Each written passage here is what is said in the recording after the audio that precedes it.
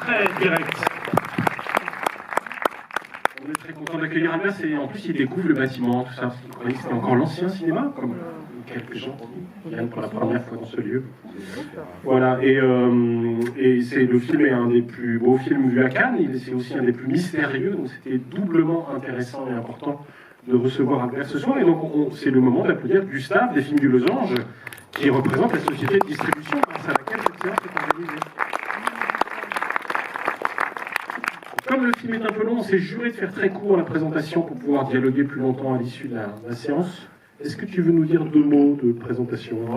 D'abord remercier toi, le cinéma, évidemment, la distribution, pour soutenir le film. Je suis très content d'être ici, évidemment, de remercier le public. C'est toujours un plaisir, tu sais, de faire ce genre de conversation avec un public cinéphile et qui, je pense, qu'il va estimer. Parce qu'aujourd'hui, si ça a un petit sens de faire l'effort de prendre le train ou d'aller à pied, ou je sais pas, c'est pour aller au cinéma, payer l'entrée, etc., c'est pour voir quelque chose un peu différent, pour voir une expérience cinéma avec un contenu, des images, des sensations, non, une petite complexité que tu ne peux pas trouver ailleurs. C'est pour ça que je suis ici, et je pense que c'est un peu pour ça que bon, les distributeurs, toi aussi, tout le monde, tu sais, il est aujourd'hui aussi pour faire une expérience cinéma qui peut modestement, légèrement, dans des petites conquêtes, des petits défis, ouvrir les portes pour définir légèrement le cinéma du futur, qui va se différencier de tout ce qu'on voit dans les plateformes, dans les cinémas conventionnels, etc. Alors, je suis très content. C'est un film, évidemment, c'est 2h45, ça c'est les mauvaises nouvelles. Après, on dit qu'il y a 45 minutes qui sont très très bien, tout le monde me dit, mais ce sont les dernières 45 minutes. Alors, il faut rester malheureusement, il faut rester jusqu'à la fin pour goûter ce petit plaisir. Bon, en tout cas, c'est un film que je pense qu'il va nous parler à tous. C'est un film qui c'est sur le monde contemporain. À partir d'une idée un peu, à l'époque, était un peu idiote ou un peu ridicule, c'était sur les essais nucléaires en Polynésie française, dans ces décors super exotiques, etc. Mais qui est devenu à la mode après, d'une façon étrange, avec la Russie, l'Ukraine, etc. Non, le nucléaire a pris une place importante après. Mais à partir de cette petite anecdote, de cette choix de le faire dans un lieu, une espèce de colonie, ex-colonie française, ou ce sujet, l'un des sujets qu'il y a dans les films, cette idée d'une espèce de pouvoir, si mondial, mais un pouvoir chaque fois plus opaque, chaque fois plus caché, chaque fois plus éloigné, non, de la population, avec un écart de plus en plus grand, ça se rend très visible, parce que c'était comme une colonie, c'était comme ça, depuis toujours. Alors, je pense que les films vous s'intéressent des choses, je sais pas, des petites angoisses, des petites intuitions, des petites tensions, non, qu'on peut tous partager ici, en France, en Angleterre, dans n'importe quel lieu du monde. Alors, et à part de ça, évidemment, il y a le côté formel, que je tiens vraiment au cœur, et c'est simplement d'essayer de trouver des images, des atmosphères inédites, surtout le travail avec les acteurs, que je pense qu'il y a encore beaucoup, surtout grâce au numérique, beaucoup à découvrir sur la performance des acteurs. On n'a même pas commencé à développer ça. Et alors, je pense que si vous êtes un peu attentif à ce qu'ils font les acteurs, notamment les membres imaginaires, parce que c'est le star et en plus il est très doué pour certaines choses, mais tout l'ensemble du casting du film, il y a quelque chose là aussi. Il y a quelque chose qui est du mystère, comme tu as dit, tu as utilisé le nom mystère. Il y a un mystère qui échappe un petit peu et qui nous rend vraiment dans la complexité de la vie, dans la complexité presque physique, de la simultanéité de perception. Quand on est en face d'un vrai film, qui n'est jamais rattrapé. Et bon, je pense que ça, comme expérience, c'est quelque chose que je ne sais pas si vous ne pouvez pas trouver ailleurs, mais en tout cas, c'est comme disaient les surréalistes, non? Dreams money can buy. C'est des rêves que l'argent ne peut pas acheter. Alors, ça sera pour aujourd'hui, ça sera ici. ça sera avec ce film-là. Et après, je serai ici pour tous les gens qui veulent... Après cette courte présentation. Oui. Après, pour les gens qui veulent dire quelque chose contre les films, ça irait modestement de les défendre. Bonne projection et à tout à l'heure. Merci Albert. Je précise que les cahiers du cinéma mettent le film en couverture et qui sera à l'arrivée probablement dans le top 5 des films les plus importants pour eux, d'après les échos canois, et qu'il y aura un autre film avec une réalisatrice présente dans la salle et qui nous est très chère depuis des années, qui sera probablement dans ce top 5, en l'occurrence le film d'Alice Diop. Et je salue Alice qui fait partie des spectatrices aujourd'hui et dont le film Saint-Omer sera distribué aussi par les films du Losange. Bonne projection, à tout à l'heure.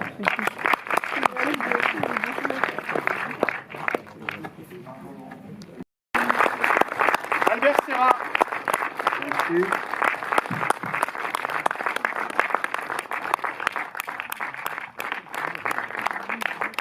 Et au premier rang, le chef opérateur du film, Arthur Torte. Invité surprise. Alors, j'ai promis à Albert que j'allais me lancer dans un tout petit monologue au début pour donner un axe possible de lecture du film, te soumettre un axe possible de lecture du film. Je vais tenter ça. 2 fois on fait ça.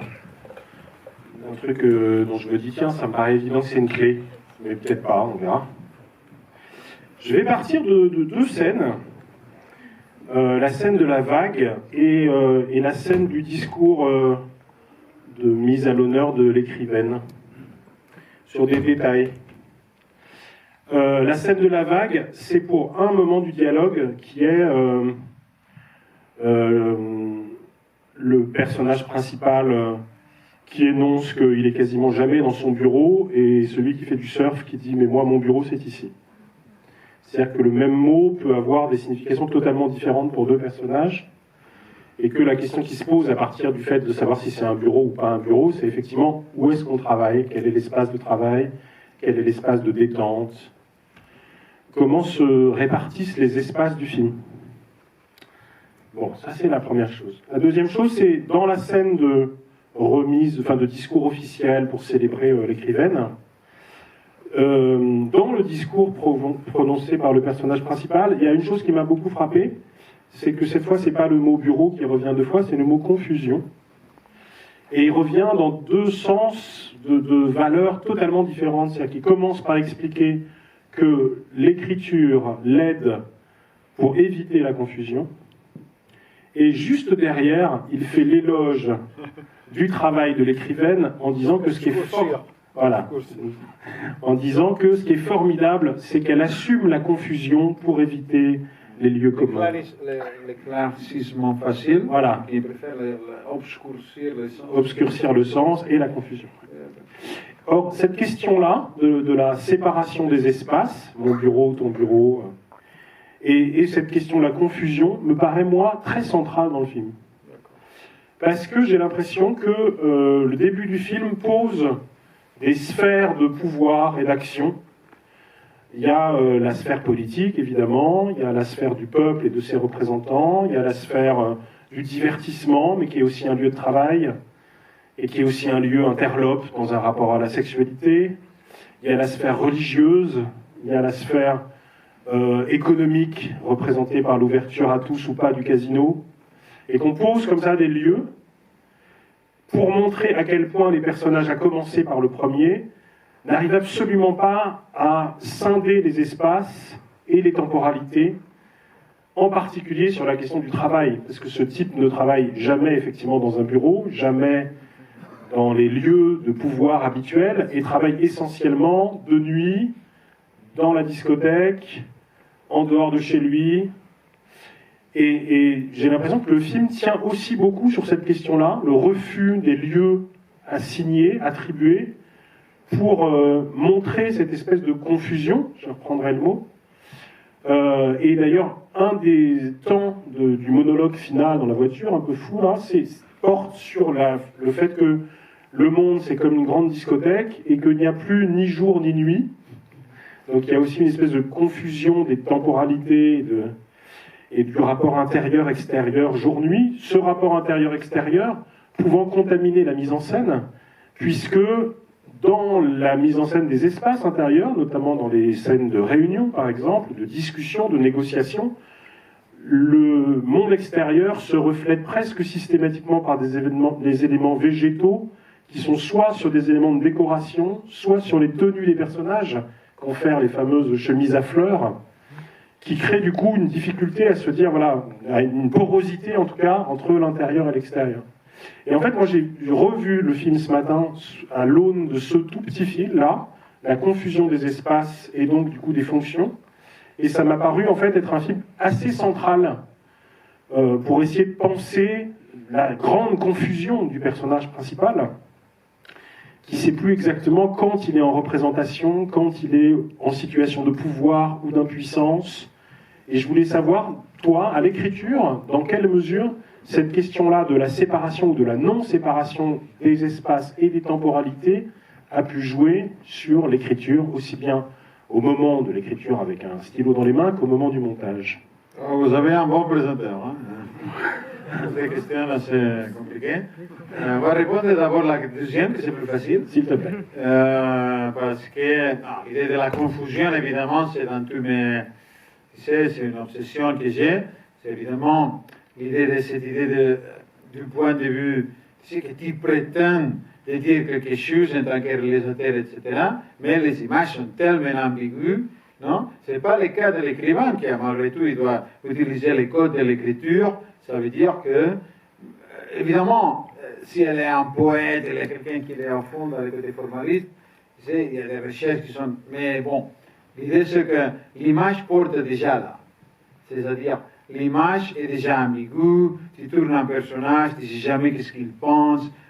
Si tu les mets dans des situations un peu, comme dire, qui ne sont pas dans les codes de la représentation banale, dans la fabrication conventionnelle, tous les visages sont mystérieux. Tous les visages sont vraiment quelque chose qu'on ne comprend pas. Alors, et aussi, évidemment, c'est un portrait politique du monde contemporain, cette idée d'un pouvoir opaque, non, qui je sais pas, qui est dans totale opacité, qu'on ne comprend rien, qui a un écart chaque fois plus grand, etc. Ça, c'est une espèce de cliché, mais c'est après. C'est-à-dire, c'est pas ridicule, cette idée. Et en même temps, incarner avec un personnage qui est quelqu'un qui fait partie de la hiérarchie, qui théoriquement devrait être au courant un peu de, tu sais, toute cette espèce de, je sais pas, je sais pas, une espèce de connexion plus ou moins réelle, plus ou moins fictionnelle, plus ou moins, je sais pas, spéculative ou pas, mais alors c'est ça qui est, les films jouent un petit peu avec ça, mais en même temps, je pense qu'ils jouent plutôt avec l'ambiguïté des images. Tu sais, la manipulation des acteurs, le travail avec les acteurs. Pour moi, les personnages, c'est une partie. Tu dis dans la lecture du personnage. Pour moi, quand je travaille quand je tourne les films, pour moi, les personnages, ça coupe 20% de ma pensée. C'est plutôt l'acteur, c'est-à-dire Benoît Magimel ou les autres acteurs très vaniteux, déjà, dans ce contexte-là. En même temps, très important, très, comment dire, abandonné, parce qu'il y a 3 caméras, la façon que je tourne, etc. Alors, la confusion, c'est aussi, ça va arriver, ça c'est sûr. C'est pour ça que j'ai 3 caméras, il y a plein de rushs, on a filmé 540 heures de rush. Alors, c'est-à-dire qu'on peut tout, en plus, avec l'idée, tu sais, parce que cette confusion qui est quelque chose que j'aime, mais en même temps, les images ne sont pas concrètes. En même temps, tu ne peux pas les dire, mais ils ont une lisibilité relative, mais ils ne sont pas confus, ils sont concrets. Tu vois un visage, un spectateur va penser ce visage dit ça, l'autre spectateur va dire ce visage dit ça, non, chacun va dire, mais chacun va donner son lecture. Alors, c'est dans cette espèce d'incertitude, mais en même temps de concrétion des images avec un jeu d'acteur hyper sauvage, je pourrais dire, hyper hors contrôle. Et dans ce cas-là, Magimel, tu sais, je pense que c'est assez rock'n'roll d'une certaine façon. Parce qu'il accepte tout, il va à fond, il continue. Même si son personnage est toujours dans la confusion totale, dans l'hésitation, dans la paranoïa, cette paranoïa qui monte dans les films, qu'on partage, mais en même temps, lui, en tant qu'acteur, malgré tout, il y va. Il n'hésite jamais. Et même dans l'abandon absolu. Et ça, moi, je le sais, parce que je le sens, parce que je le sais, parce que j'étais là, j'ai tourné le film. Mais dans cette ambiguïté d'un abandon absolu, en tant qu'acteur, d'un isolement absolu en tant qu'acteur, en même temps, lui, il ne savait pas beaucoup de grandes choses sur les personnages. Mais en même temps, il comprenait que les personnages étaient assez isolés, quand même, qu'il manquait la communication avec la hiérarchie, etc. Alors, tu sais, il jouait ses rôles. Mais en même temps, c'est tellement sophistiqué, c'est tellement, tu sais, raffiné, ce qu'il fait à ce niveau-là, de mélanger la confusion avec une concrétion et une paranoïa, que, bon, moi je suis étonné, et moi c'est les films que j'aime voir. Tu sais, tu vois dans les films normaux et tout ça, c'est ennuyant, tu sais, comme des films pour enfants. N'importe quel film tu peux voir. On comprend tous déjà qu'est-ce qui va s'arriver, qu'est-ce qui va. C'est complètement absurde. Moi, et toi aussi, pourquoi voir les films? C'est comme des scénarios. Je ne vais pas envie d'aller dans les scénarios, je ne vais pas au cinéma. Alors, bon, là, il y a vraiment cette question, et je pense que c'est un peu l'essence de la qualité du film, d'une façon assez complexe, on pourrait dire. Les espaces, tout ça, c'est plus compliqué, c'est une question assez intéressante. Je ne sais pas. C'est un peu à hasard, tu sais. Moi, j'aimais d'avoir un décor qui c'était comme un cliché. La scène de la vague, c'est un hasard aussi. On avait loué, on disait, par hasard, il y avait cette vague très grande, on les met là, il n'y a pas de boulot. Tu sais, tout c'est une espèce de. Je ne sais pas. Il y a un côté humour, tu sais, dans le sens de prendre un politicien qui n'est jamais dans les boulots. L'image des politiciens d'aujourd'hui, c'est tout le contraire. Ils sont toujours dans un code strict de communication, etc. Là, il est aux limites politiquement correct, il est dans un boîte de nuit. Moi, j'ai demandé à les gens là-bas, j'ai dit, est-ce qu'il y a c'est possible que le commissaire va dans la boîte de nuit? Il dit, non, maintenant, non. Dans les années 60, oui. 60, on dit, oui, c'est par là, dans les boîtes de nuit, pas maintenant.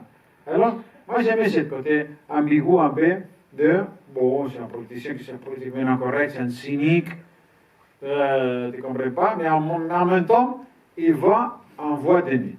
Et en voie de nuit, pour revenir à cette idée qui t'a dit, que c'est très belle, qu'il n'y a plus de nuit, plus de jour.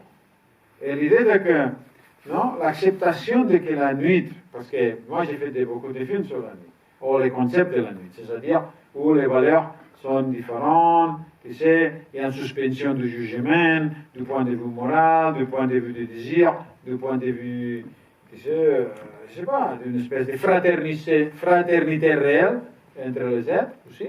Alors, tout ça, c'est pour moi, évidemment, cette nightclub ne représente pas exactement ça. Tu sais, il y a des côtés un peu plus méchants. Mais en même temps, le côté de la nuit, que la nuit peut se changer avec les jours, moi j'adore. Parce que, tu sais, toujours on a méprisé la nuit. Le concept de la nuit, on a dit, c'est la nuit, c'est comme. La vraie vie, c'est le jour. Et la nuit, c'est comme pour s'échapper. C'est cathartique. Non? Comme le cinéma, c'est cathartique. Non? On vient ici, bon, c'est 12h45, on comprend, il nous montre quelque chose, tout ça, mais on revient à la vraie vie. Et non, tu sais, en fait, les films, d'abord déjà avec la confusion jour-nuit, et des espaces, etc., qu'est-ce que c'est le travail, qu'est-ce que c'est pas, etc., mais en même temps, l'idée de que, ici, la nuit, c'était la vraie vie, où tu peux réaliser vraiment tes désirs, soit dans les rêves, soit dans les discothèques, soit dans n'importe où, mais, tu sais, dans une totalement, un changement de valeur total, et que la vie, c'était comme une espèce de ça, des cauchemars. La vie du jour, un cauchemar, bon, qui essaye de passer le plus vite possible pour entrer dans la nuit. Et ça, c'est l'essence un peu c'est pas le cinéma, de l'utopie cinéma aussi. Pourquoi on le regarde dans une salle obscure, noire? tu sais, parce qu'on veut être pas illuminé, parce qu'on veut être, tu sais, dans notre propre intimité, de projeter, en même temps recevoir, s'identifier, projeter. Alors, les films, évidemment, il y a un côté politique qui est mentionné, qui va un peu plus au-delà de ce côté intime. Mais j'aime l'idée. En plus, lui, tu sais, il représente un peu ça. Benoît, comme en tant qu'acteur, tu sais, moi j'étais avec lui et je sentais qu'avec lui, la nuit, les jours, c'était un peu la même chose. Ou au contraire, peut-être la vraie vie c'était la nuit, tu sais. Il y avait toujours cette tension, cette hésitation. Et moi j'aimais ça. Et dans les films, on reflète un peu ça, évidemment, dans une étrange complexité politique, ou même narrative, absurde et grotesque, d'une certaine façon. Mais, tu sais, moi j'aime ça. C'est mon monde. Je pense que le cinéma, c'est fait pour revendiquer, soit explicitement ou pas, mais ça, c'est l'utopie, c'est vivre en connexion avec une altérité totale. Je vous pose une deuxième plus simple et moins longue. Moi, j'aurais aimé de le faire plus politiquement correct, pour encore obliger les gens, parce que les acteurs sont tellement, tu sais, comment dire, tellement sauvages dans le jeu, lui, mais tout le monde est tellement, tu sais, j'aurais aimé de faire croire aux spectateurs des choses plus incroyables, des choses plus, même plus, tu sais, nocturnes dans le sens de, ça c'est notre rêve à tous. Tu sais, ou la disparition totale de la moralité, même dans le cynisme politique. Tu sais. Mais bon, je sais pas, on hésitait dans les montages. Moi, je tourne du point de vue idéologique, je tourne les scènes, je dis, ça a l'air d'être un peu bizarre. Je dis, on va tourner le contraire. Et après, on tourne exactement le contraire du point de vue idéologique, avec le même personnage, etc. Et après, dans les montages, on choisit ce qu'on... Du point de vue expressif, il est plus intense, par hasard. Ça ne veut pas dire que, tu sais, on n'était plus d'accord avec ça ou ça, sinon que simplement, par hasard, l'acteur a été plus inspiré, tu sais, en train de faire ça 10 minutes après ou en train de faire ça 10 minutes avant. Alors, c'est ça qui, tu sais, cette confusion que tu parles, la pluralité d'espace et la pluralité d'espace psychologique et d'espace moral, je pense que c'est un peu comment dire, conséquence naturelle de la façon de tourner, aussi avec une espèce de ça, abandon des acteurs, 3 caméras, etc.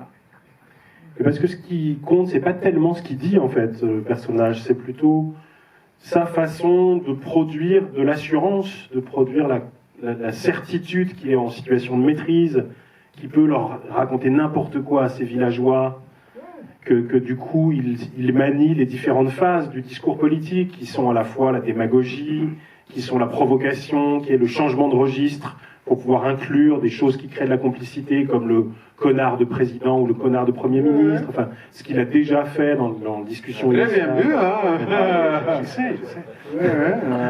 Et donc du coup, le contenu même du discours importe moins que le pouvoir de séduction, de façon à pouvoir ensuite déconstruire les certitudes du personnage et de montrer, pour paraphraser un titre de texte dans les cahiers du cinéma, que le roi est nu et se retrouve effectivement tout seul au milieu de ce stade, en faisant comme s'il pouvait encore être acclamé par la population, par la foule, puisque c'est comme ça que le joue Benoît, dans quelque chose, là, effectivement, on est tout près de la folie, tout près de la paranoïa complète. Il a fallu tout ça pour le dépouiller, en fait, de ses certitudes, de son sentiment de pouvoir, de son sentiment de contrôle. Dans une scène, au passage, là, la scène dans le stade, qui, moi, me fait penser au caméraman de Buster Keaton et de Sidwick, mais peut-être que tu y penses pas. Parce qu'il y a une scène où il va tout seul, un mauvais jour de match, comme ça, où il fait semblant d'être acclamé par la foule, mais je ne sais pas si tu as pensé. Voilà. Et tu peux nous parler, ça, de comment vous avez construit la trajectoire du personnage pour aller vers la paranoïa de plus en plus grande, la folie, et pour le déposséder de ce qu'il croyait être son pouvoir de haut-commissaire. Déjà, il ne comprenait rien dans le scénario. Alors, il n'a jamais lu le scénario. Alors, comme on travaillait par rapport à l'oreillette et tout ça, tu sais, il était déjà là. Ça, il faut l'expliquer un tout petit peu, parce que sur un certain nombre de scènes, tu travailles en imposant une oreillette. Peut-être 30-40% des scènes avec l'oreillette. Et ça, c'est avec... Tu sais, et lui, il avait le scénario sur sa chambre, ouvert, sur son lit, je ne sais pas, à côté. Mais après, il me posait des questions que je disais, il n'a pas lu les scénarios, il ne comprend rien, il n'a pas lu. Un entier, c'est sûr. Peut-être il a lu des petits morceaux, mais un entier, c'est sûr que non, c'était absurde. J'ai dit tant mieux, tant mieux. Parce que moi, je déteste que les acteurs lisent les scénarios. C'est peut-être ça qu'il a compris, du coup. Probablement, je l'ai déjà dit quand on a fait la première conversation, tout ça, alors il a compris que ce n'était pas nécessaire. En plus, c'est pas un type qui est très, comment dire, très affectionné à la lecture, très attaché à la lecture. Alors, bon, t'es là, c'était parfait. Il a compris des choses très très brèves, très très sommaires, mais bon, on est là, et je l'ai dit. Et lui, il était très compétitif, dans le sens que, tu sais, quand je lui parlais, il voulait être à la terre, il voulait, tu sais, je sais pas, compétitif dans un sens presque abstrait. Tu sais, dans le sens que il était rock'n'roll, il était le plus rock'n'roll, et il était le type qui disait jamais non, que tout était ok, et tout ça. À part d'arriver en retard, mais bon, c'est un détail. Mais, alors, il était là, il n'avait pas lu les scénarios, pour ce que j'ai compris jusqu'à aujourd'hui. Je lui ai dit, mais non, les phrases. Il va te donner des phrases, toi tu répètes les phrases, rapide, tu n'arrêtes jamais, si tu ne comprends rien, tu continues, tu n'arrêtes jamais les scènes, c'est des prises très longues. C'est des prises qui s'appellent des prises de 45 minutes, 30 minutes, et toutes les règles, c'est basé sur une communication. Il y a trois caméras de hauteur, avec ces petites caméras, c'est des Blackmagic Pocket, pour les gens qui connaissent, tu peux l'acheter 2500 €, avec des millimètres zoom. Alors, il y a que trois caméras zoom, il n'y a pas d'assistant caméra, que les trois opérateurs, le directeur de la photographie est là, il fait la lumière, après il opère une caméra aussi, mais il n'y a pas d'assistant, tout le monde gère son repas très bien, son vraie caméra, mais les gens bougent pendant la pluie, c'est une espèce de chaos, moi je dis jamais rien, presque, tu sais, on se communique parce qu'on se comprend, mais, et j'ai trois caméras avec une certaine gradation, c'est-à-dire que c'est lui qui est le plus proche de moi et qui comprend 100% ce qu'il faut faire. Après, il y a un autre qui comprend 50%.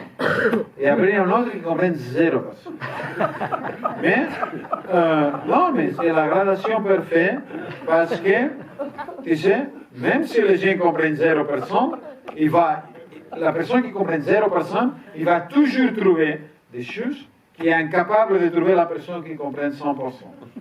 Et les personnes qui comprennent 50% vont trouver complètement une autre genre de choses. Alors, c'est complètement contraire à la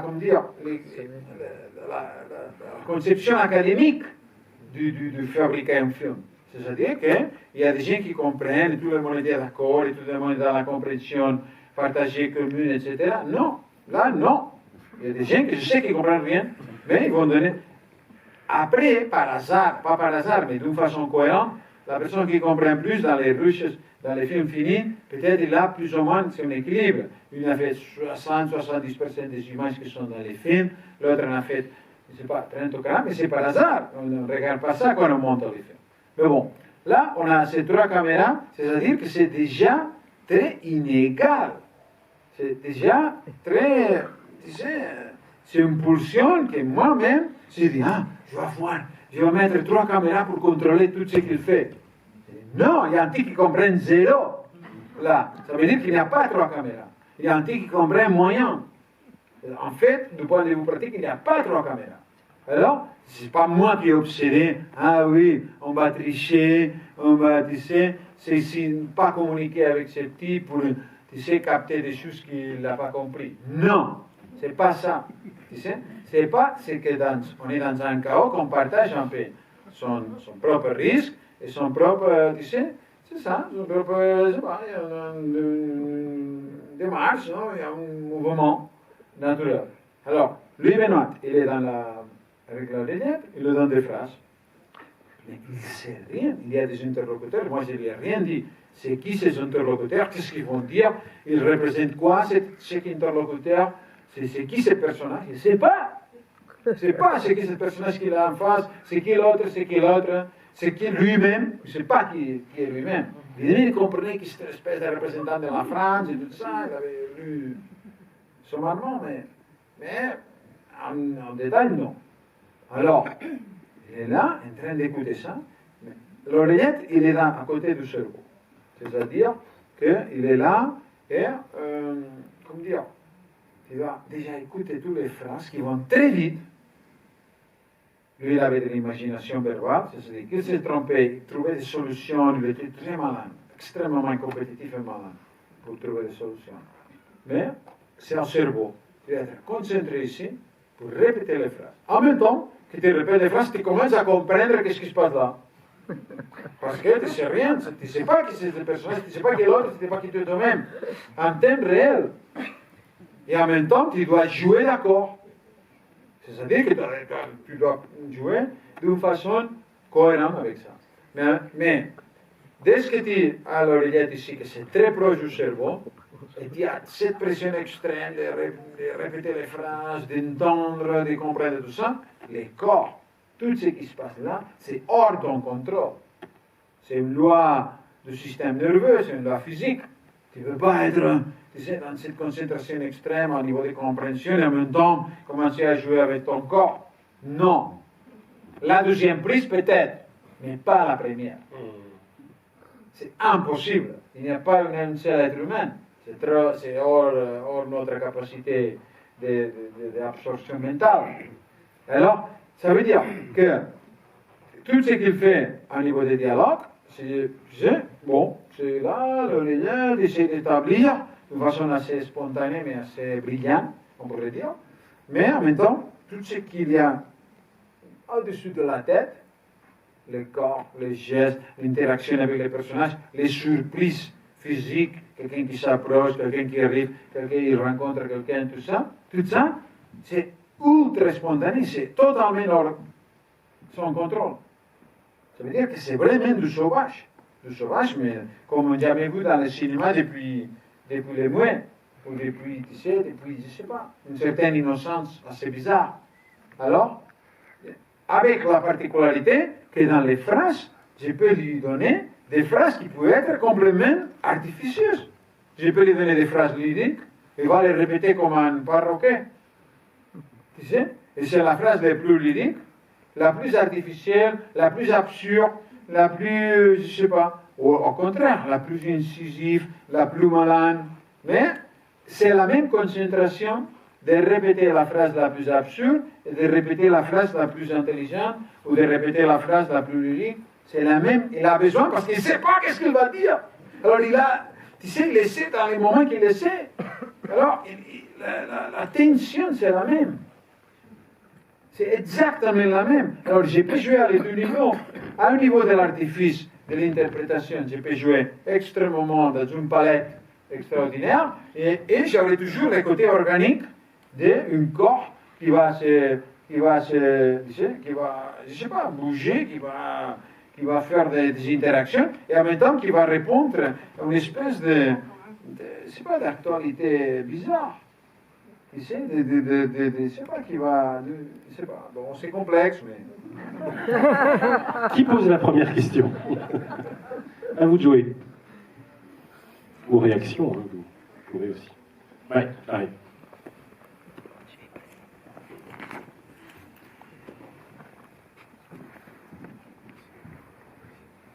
Bonsoir, bravo. Pour poursuivre sur ce que vous venez d'expliquer, je voulais vous demander si vous pouviez peut-être préciser sur quelle scène notamment, pour qu'on se rende bien compte à la fois de votre direction et de lui à répéter ou pas, mais quelle scène en l'occurrence il a été, alors pas toutes, mais sur quelle grosse scène il a été équipé et occupé à vous répéter. Merci. C'est assez bizarre. Non, je peux répondre à la question tout de suite, mais c'est une question intéressante parce qu'il y a beaucoup de gens qui, si je raconte ça, ils disent « Ah, j'ai compris ». Ils disent « Ah, cette scène-là ». Ils disent « Ah, la discothèque, on dit ça, tout ça ». Ils pensent déjà que c'est des conversations plus longues, etc. Et je dis « Non, là, il n'y avait pas de souffleurs. Les souffleurs, par exemple, dans la discothèque, il y a le type de la chemise qui sont une très longue conversation. Il y a le type de la chemise rouge, non, qui veut faire une spéculation immobilière, qui dit qu'il est un millionnaire. Lui, c'était le souffleur dans les films. Alors, dans tous les scènes de discothèque où il est là, il n'y a pas de souffleur. Non, et beaucoup de gens disent, ah non, j'ai compris, ouais, là, c'est génial. Il y avait des souffleurs. Non, là, non. Je ne sais pas, en face de lui, non, il n'a pas autorisé. Par contre, par exemple, dans les scènes de... Même si il y a plusieurs scènes. Par exemple, on met deux exemples intéressants, parce qu'ils sont contradictoires.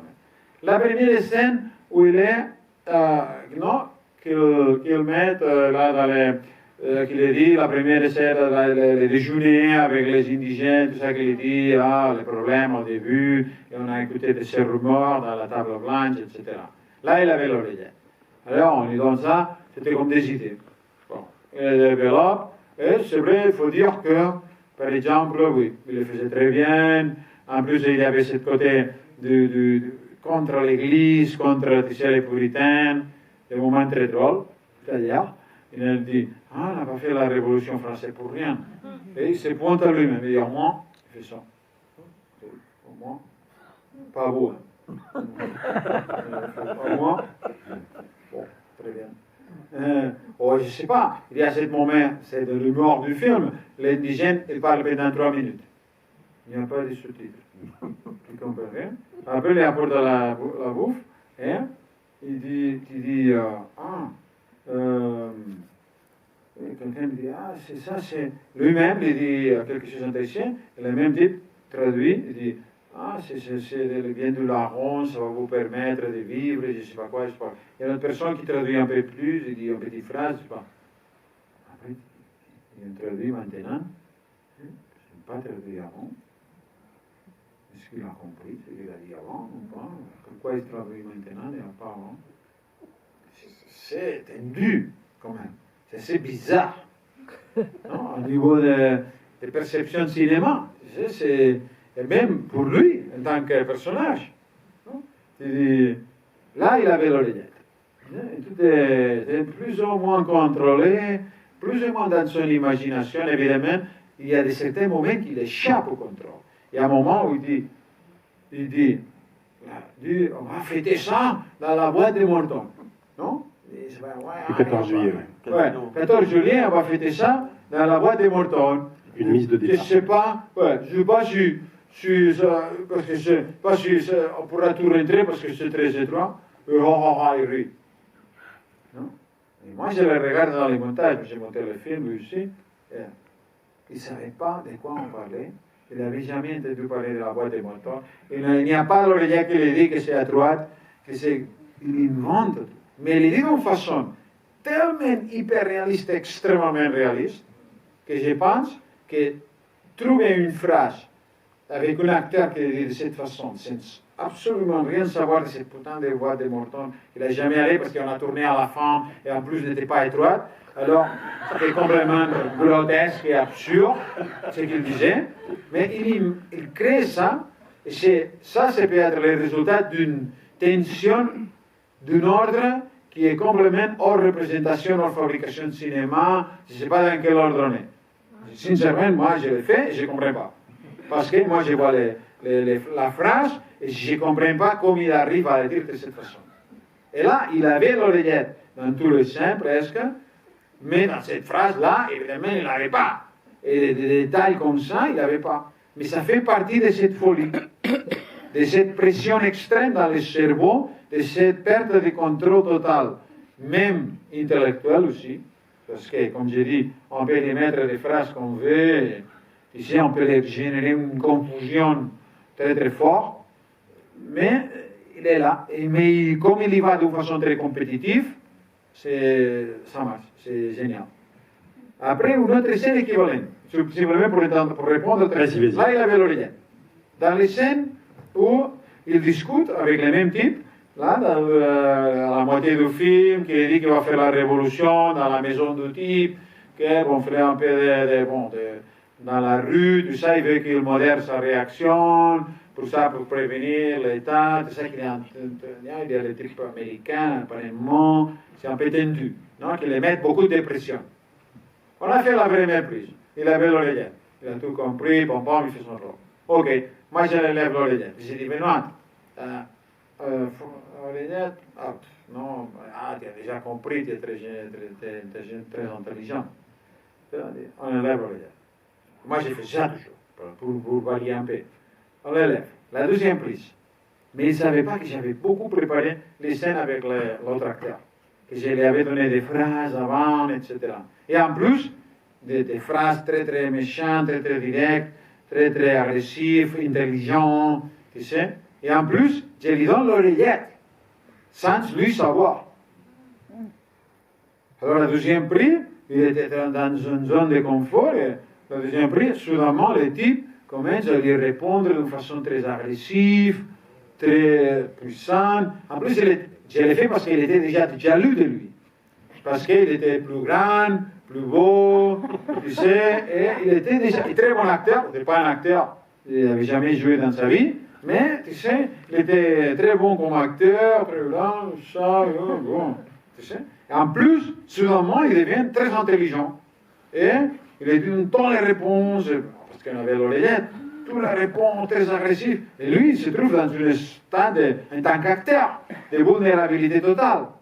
Parce qu'il n'a pas les outils pour répondre. Il ne savait pas un niveau d'argument, il ne comprenait pas qu'est-ce que... Il n'avait pas les outils, ni comme acteur, c'est-à-dire, il était vraiment abandonné. Et il a détesté tellement cette situation, parce qu'il n'est pas habitué à ça, et il a détesté beaucoup. Et la scène, c'était longue, et on insistait, parce qu'il avait une seule voix qu'il a respectée pendant tout le tournage. Ça, il faut dire. C'est que, moi, je dis, on tourne, on commence, et ça sera long. Toi, tu n'arrêtes jamais, tu ne me réponds jamais. Si tu m'entends, tu fais ce que je dis. Si tu regardes jamais la caméra, tu n'arrêtes jamais, tu sais, tu n'en vas jamais. C'est la seule voie que je te demande. Toi, tu restes là, si tu te fatigues, tu t'assis. Si tu veux aller pisser, tu vas pisser, tu fais ce que tu veux, mais en face de la caméra. Jamais arrêter, et n'importe si c'est la prise c'est long ou pas. Et ça, il faut dire qu'il a tenu. Et jamais, ce qui n'est pas évident pour certains acteurs d'être là 54 minutes avec des situations extrêmement pas confortables, parce que c'est tout basé sur une communication, sur les vides, sur la catastrophe, au bord de la catastrophe par rapport à ce qu'ils sont en train de faire normalement dans un film conventionnel. Mais bon, il a tenu aussi dans la deuxième prix.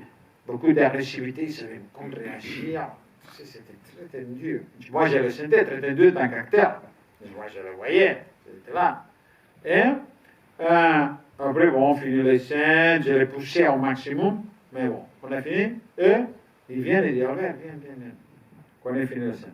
Il dit, écoute, moi, je ne permets jamais que quelqu'un me parle comme ça. Il dit, ah bon? Même pas dans la fiction, il me pointe comme ça. Même pas dans la fiction. Il me l'a dit comme ça, comme c'était ici. Alors, tu vois, tu sais, cette espèce de désespération, cette espèce de confusion, je parlais de la confusion avant, de cette paranoïa in crescendo du personnage, mais c'est notre paranoïa, c'est la paranoïa de l'acteur qui ne permet pas que même dans la fiction, quelqu'un lui parle comme ça. Alors, tu dis, écoute, moi j'ai jamais fait de différence entre la fiction. Je ne sais pas, soit tu l'acceptes complètement, cette absence de différence, soit tu restes froid. Mais cette moitié, c'est typique des acteurs. Ils sont fragiles. Je ne sais pas si c'est toujours dans les côtés froids ou dans les côtés délirants. Mais pas délirants, mais dans le côté... Moi, j'ai bien compris ce que j'ai voulu dire. Je propose de donner la parole au chef opérateur. Ouais. Non, mais 2 secondes. Pour savoir un tout petit peu comment vous vous étiez parlé de l'image tous les deux. Est-ce qu'il y avait des sources picturales ou cinématographiques? Et qu'est-ce qui a donné cette teinte très particulière au film, ces couleurs extrêmement chaudes? Il ne marche pas, tu veux dire? Ah, attends, il faut l'allumer là, oui. Voilà, et donc, du coup, comment vous avez préparé le film déjà? Ok. Bon, merci. D'abord, on ne travaille pas sur des références concrètes normalement, même si évidemment on partage, je ne sais pas, de certains goûts sur plusieurs choses. Donc, on a déjà une base en commun sur laquelle on peut travailler, même sans beaucoup parler de ça.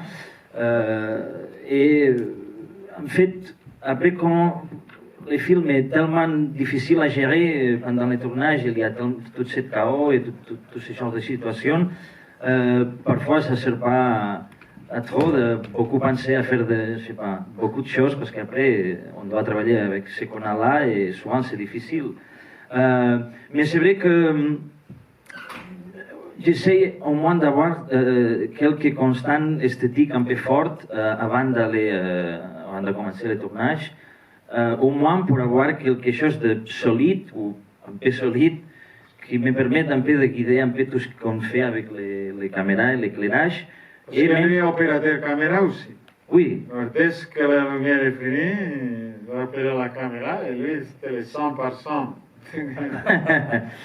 Non, et en fait, c'est ça. Après, je dois être dans les scènes, je dois cadrer. Et aussi, l'histoire, c'est qu'on laisse tout cet espace aux acteurs pour s'exprimer, pour faire son truc. Et donc, je ne peux pas bouger beaucoup ce qu'on a fait à niveau d'éclairage, par exemple. Donc là, on essaye un peu de trouver toujours des choses intéressantes et ça au moins on partage avec les autres cadres, même s'ils comprennent moins, je ne sais pas. Mais en tout cas, ce qu'on partage aussi, c'est un peu un désir d'exploration, un peu, même pendant la prise, de chercher de nouveaux axes ou de chercher des cadrages un peu particuliers. Donc il y a tout ça fait partie un peu de cette complexité ou de cette mise en scène un peu parfois difficile. Mais suivant les acteurs, toujours. Oui, oui. Dès que la lumière est prête, là, ce qui est vraiment au cœur de l'action, c'est les acteurs. Avec cette liberté, essayer de s'exprimer, et en suivant l'inspiration. C'est ça qui est important parce que, tu sais, c'est assez rare de considérer l'inspiration comme une qualité à niveau d'acteur. Normalement, ils sont des professionnels, ils vont délivrer sa prestation quand la lumière est prête et tout ça. Mais avec le montage, quand il y a 540 heures, tu vois la différence. Tu sais, la différence entre un acteur inspiré et un acteur pas inspiré, c'est énorme. Même si dans un film, dans la représentation conventionnelle, etc., ça peut paraître qu'il est moins grave, mais non, c'est très grave. Alors, tu sais, dès qu'on est là, c'est pas seulement de cadrer des images belles, non, ça c'est inclus, je pense. Mais c'est le talent de lui et des autres aussi, d'une façon différente, mais chacun a son style, de vraiment suivre les acteurs et trouver des choses bizarres, qui sont d'ailleurs invisibles. Pas visibles invisibles, c'est français ou pas? Invisibles à les yeux humains dans le tournage. Alors, comme c'est pas visible, c'est la caméra qui va les capter. Oui, même si on a du mal à juger vraiment les qualités concrètes de certaines prises ou de certaines scènes, parce que c'est vraiment difficile à voir et c'est vraiment un montage où on découvre vraiment la puissance de certains moments. C'est vrai que c'est le plaisir un peu d'être avec la caméra là, c'est que vraiment tu es tout le temps en train de suivre ça, d'être toujours là, en train d'essayer de capturer des choses, même si après il y a une excitation, oui. Il y a une excitation réelle. Oui, c'est pas une composition professionnelle, tu sais. Il y a une vraie excitation parce que l'acteur est hors contrôle, le film est assez hors contrôle, et c'est la caméra qui va mettre un peu d'ordre dans tout ça, parce que c'est la caméra qui va capter des images concrètes. Et ces images concrètes, elles sont par exemple assumées comme assez artificielles, y compris dans la façon de filmer la nature.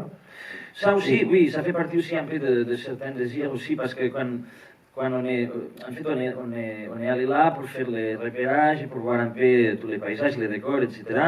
Donc, pour moi, là, j'ai fait une partie de recherche là, ça c'est vrai, surtout à niveau de voir qu'est-ce que ça donne un peu la nature, les éléments là, qu'est-ce que ça se passe avec la lumière.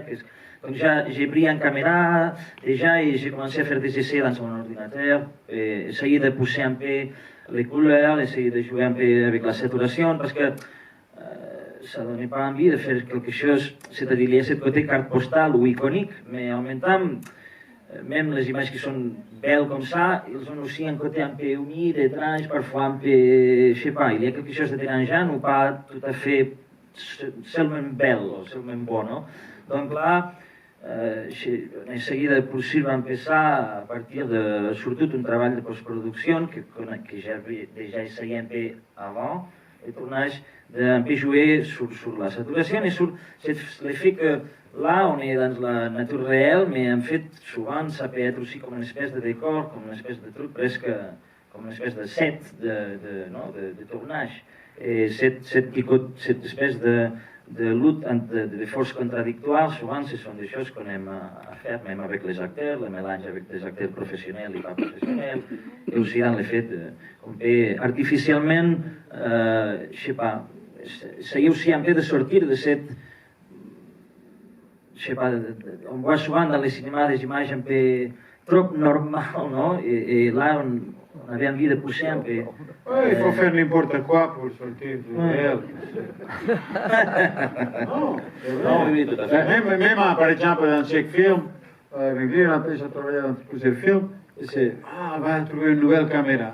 Mais comme sport, comme compétitif, on va faire quelque chose que personne n'a fait avant. C'est presque une loi. Là, c'est des Black Magic, 6K, avec des optiques 16 mm zoom. Personne ne l'a fait avant.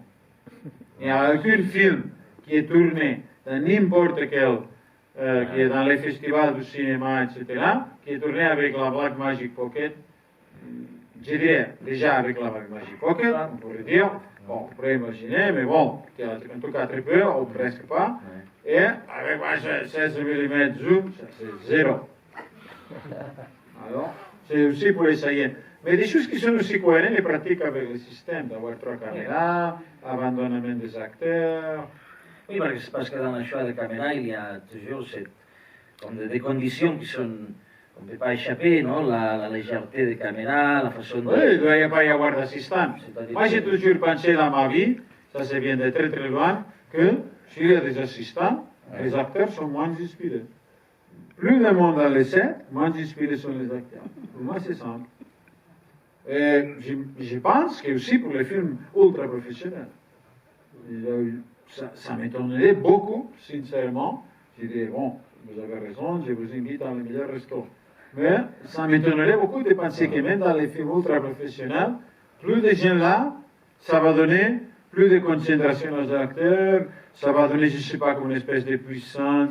C'est vrai que parfois, tu peux être dans un lieu, tu peux parler, s'il y a beaucoup de monde, tu peux t'inspirer, ça te donne, non, comme les joueurs de foot, de tennis, ou dans l'aréna de Torero, je ne sais pas, ça donne une espèce de... Mais, c'est le côté précision, parce que le problème c'est que tout ça c'est très bien, mais, tu sais, tu n'as pas de caméras qui vont capter un plan serré de toi, tu sais, dans le sport, dans n'importe où, tu sais. Et vraiment, dans le cinéma, ça sera fait dans les plans serrés de ton visage. Alors, oui, tu peux être transporté parce qu'il y a beaucoup de gens qui t'écoutent et là, ça te donne une énergie spéciale, mais la qualité du jeu, tu sais, ça va se jouer dans un autre domaine. Et c'est pas si évident. Je ne dis pas que ce soit pas impossible, mais c'est rare. Plus de gens, plus de tu sais, la concentration, c'est le plus important. On va prendre encore 2 questions, je crois. Ouais. Ah ben, il y en a 2. Le monde est bien fait, quand même. Oui, on a beaucoup parlé d'interaction avec l'acteur et des choses comme ça. On a aussi un peu parlé de nature et puis d'image qui était un petit peu poussée, saturée. Mais aussi un parti pris que vous avez pris, c'est de faire beaucoup de plans fixes très très longs. J'en ai compté qui étaient plein, qui étaient supérieurs à 20 secondes. Et du coup, ça donne une espèce de sensation un peu impressionniste, quoi. On est là, on regarde, ça bouge pas, du coup on carbure un peu. Moi ça me rappelle un peu Alain René, des films qui sont un peu longs. On se dit bon, ben, qu'est-ce qui va se passer? En fait il se passe rien. La seule chose qui importe, c'est que nous on gamberge, comme on dit en français, et vous laissez comme ça, j'imagine, volontairement ou pas, l'imagination et l'impression personnelle des gens se développer sur les chemins propres à chacun, quoi. La créativité. Oui, ça c'est... Bon, vous avez mélangé deux choses. Alors, ça peut être fixe, ça peut être long, c'est deux choses différentes. Ça peut être un mouvement, la caméra qui bouge, ça peut être long aussi. Mais c'est vrai que peut-être si la caméra qui bouge, la sensation est moins longue, je ne sais pas. Mais bon, en tout cas, peu importe. C'est le style. C'est le style. Ça ne manque pas de sensualité, le fait d'utiliser plan fixe. Au contraire, moi je pense que, tu sais, dès que tu es un peu plus focalisé sur ce qui se passe, tu sais, il y a une espèce de communication physique plus forte. Avec l'écran, avec ce qui se passe, avec les sons aussi, c'est important. Les sons, ça marche s'il y a des plans longs, parce que sinon c'est trop confus. Si les plans sont courts, avec tout ce mélange assez complexe de bandes son, ça ne marche pas. Tu sais. Bon, oui, mais tu ne peux pas tenir, ou tu ne peux pas le tenir dans un film narratif, suivre un personnage, tout ça. Alors, il faut un équilibre assez précis. Peut-être on va toujours, c'est vrai qu'on préfère aller toujours trop long que trop court. Ça, c'est vrai. Mais, je sais pas, c'est comme si tu dis, tu préfères avoir beaucoup d'argent ou peu d'argent? Beaucoup d'argent, non. C'est mieux. On préfère avoir l'argent parce que si tu en as trop, peut-être tu perds la tête. Mais si on doit décider entre trop ou pas suffisant, peut-être on peut faire trop. Non, là c'est la même chose, je ne sais pas. Non, il y a quelque chose aussi lié à la sensation qu'on a quand on regarde ça, quand on est en montage, parce que l'idée d'imposer un rythme aux images, parfois il y a un moment où tu as envie de laisser quelque chose, parce qu'il y a, je ne sais pas, ça donne envie de voir plus ou de passer plus de temps avec une certaine chose. Oui, même désagréable, oui. Même des sensations désagréables dans le montage, tu sais, c'est trop long. Et tu commences, tu es là, et même nous, dans le montage, et tu es là, tu commences à bouger, tu sais, c'est un peu ennuyant, tu sais, tu bouges, c'est ça. Mais pourquoi pas? C'est-à-dire, ça fait partie un peu de la perception du film. Sans ça, ça ne serait pas la même chose. Peut-être tu pourrais arriver même pas tu sais, à sentir le film de la même façon. Si tout était facile, tu ne peux pas raconter ça. Parce que ça, c'est comme si tu disais, ah non, je vais raconter ça avec des mots, comme si c'était un scénario. Non, ce sont des images. Alors il faut créer des sensations. Peut-être que ça fait partie de la sensation désagréable. Non? Tu es dans, je ne sais pas, tu es dans la vie réelle. C'est pas tout, ça se passe tout comme dans un film narratif, que tous les moments sont relevants. Non, il y a des moments, évidemment, on ne peut pas faire que des moments irrelevants, ça c'est une espèce d'excès de contemplation. Mais, tu sais, ces petites tensions d'être pas. Et ce qu'on ne trouve jamais dans les films, séries télé, tout ça, parce qu'ils voulaient que tout le temps te dise, ah non, si c'est 100 secondes trop long, c'est déjà trop. Ça veut dire quoi? C'est pour qui? C'est qui décide ça? On décide ça aujourd'hui, quel est le spectateur? Peut-être demain, les gens vont trouver ça très, très rapide. Tu sais? Je ne sais pas. C'est pas bon, mais c'est-à-dire que là, c'est une logique au niveau de la perception, du point de vue de la gens qui a fabriqué. Après, la perception du genre, c'est qu'il faut imposer quelque chose. Si tu en vas au cinéma, c'est parce que tu veux que le film t'impose quelque chose. C'est ça. Si tu es à la télé, non, le contraire. Et tu sais, tu vas être addict, et si les films, tu ne peux pas accepter que les films t'imposent quelque chose, parce que la plus petite difficulté, tu vas partir, tu vas regarder le portable, tu vas, je sais pas, aller à la cuisine, tu vas changer de programme. Tu n'acceptes pas ça, mais ici, c'est le lieu pour accepter ça. Et si c'est un peu plus long, théoriquement, pourquoi pas? Tu sais, on est ici pour ça. Je pense. Sinon, pourquoi sortir de la maison? C'est plus confortable là. Et c'est sûr que les films de Netflix sont plus confortables. Il n'y a jamais un plan trop blanc. Il n'y a jamais un plan trop blanc dans un film de Netflix. T'inquiète pas, tu peux rester là jusqu'à la fin. Les derniers de vos jours, vous ne trouverez jamais un plan trop long. Là. Alors, si quelqu'un veut qu'il n'y a pas de plan trop long, là, il y a plein. Tu ne vas jamais te plaindre. On est dans une salle de cinéma, moi j'impose la dernière question. Bonsoir, déjà bravo pour ce film et puis pour tous les autres, parce que j'ai vu tous vos films. Et à ce sujet, je voulais savoir pourquoi ce titre, ou plutôt double titre. Ensuite, parce que ça m'empêche de dormir depuis que j'ai vu votre film sur les rois mages, pourquoi ça s'appelle Le Chant des oiseaux alors qu'il n'y a pas de Chant des oiseaux? les hommages. Et une dernière question, j'ai été hanté par Apocalypse Now pendant tout le temps de la projection de ce film. Est-ce que vous y avez pensé ou pas? Je trouve que votre film est mieux que Apocalypse Now. En tout cas, bravo. Je pense que c'est un équivalent. Je ne sais pas si c'est mieux ou pire. Moi, j'aime pas beaucoup Coppola, mais Apocalypse Now, c'est pas si mauvais. Mais je sais pas. Je pense que c'est l'équivalent moderne. Aujourd'hui, il n'y a pas, tu sais, il n'y a pas de grands conflits. Il n'y a pas de grandes utopies. Il n'y a pas un être maligne. Il n'y a pas le mal qui éclaire le bien. Et on n'est pas dans une époque où la politique a pris cette place si grande. Tu sais, là, non. C'est simplement qu'il y a un pouvoir opaque. Les riches sont 5 fois plus riches. Les pauvres sont 5 fois plus pauvres, sans arrêt. Tout le reste va disparaître. C'est infiltré, c'est comme un capitalisme tranquille, calme, tout le monde accepte, et c'est fini. Et point. Alors, ça c'est l'apocalypse now d'une espèce d'extension du colonialisme, que de mon point de vue, c'est pour ça que j'ai décidé de filmer là, parce que j'ai pensé qu'aujourd'hui, dans le futur, tout le monde va être une colonie. On va reproduire vraiment tout ça. Mais c'est simplement que ce ne sera pas des conquérants qui vont arriver là avec des armes, mais que ce sera des riches, des ultra riches. Tu vas à Londres, maintenant, aujourd'hui, c'est comme en colonie. Tu vas au centre-ville, 5 fois plus grand, personne y a, tout est désert, il y a comme des riches. Il n'y a pas de fonctionnaires qu'on pourrait trouver dans une colonie, non. Des fonctionnaires, des militaires, non, il n'y a que des riches. Il n'y a rien de réel. Tous les autres sont comme des esclaves qui sont 5 fois plus loin. Et c'est fini. Tout est normal, et c'est fini. Et là, je pense que ça c'est lié au numérique, tu sais. C'est lié à toute expansion du numérique, cette colonisation de la tête, tu sais, qui va plus caché, tranquille, il n'y a pas de problème. Les pouvoirs, on ne les voit pas, c'est des tentacles non, partout. Et je pense que d'une certaine façon, c'est l'équivalent d'Apocalypse Now aujourd'hui. C'est moins spectaculaire, c'est moins mégalomane, c'est moins épique, c'est moins dans la grande politique, dans la grande lutte, dans les grands gestes. Mais c'est comme ça. C'est un homme qui était un fonctionnaire.